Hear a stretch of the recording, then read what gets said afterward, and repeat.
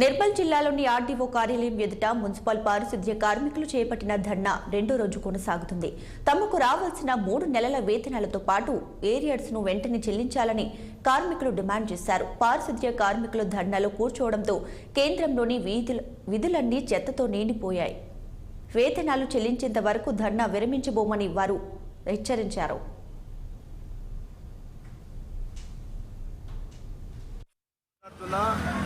నిన్న నుంచి మేము ఇక్కడ ధర్నా నుంచి కూర్చున్నాము.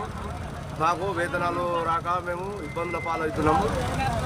మా వేతనాలు మాకు రావాలా, మా ఏరియాస్ 3 నెలల ఏరియాస్ రావాలా, మా పిఎఫ్ డబ్బులు కూడా అకౌంట్లో అక్కడ కట్ అవుతున్నాయి కానీ మా అకౌంట్లో చూపెడతలేదు. దానివల్ల మేము ఇబ్బందుల పాలవుతున్నాం. మేము కూడా సార్లీస్ లేకుంటే పిల్లలను చదివించలేకపోతున్నాము. వాళ్ళని ఇంటికి వస్తున్నారు. కూరగాయల దగ్గర పోతే కూరగాయలు కూడా ఇస్తలేరు. రేషన్ షాప్ పోతే ఎవరు మమ్మల్ని దగ్గర రానిస్తలేరు.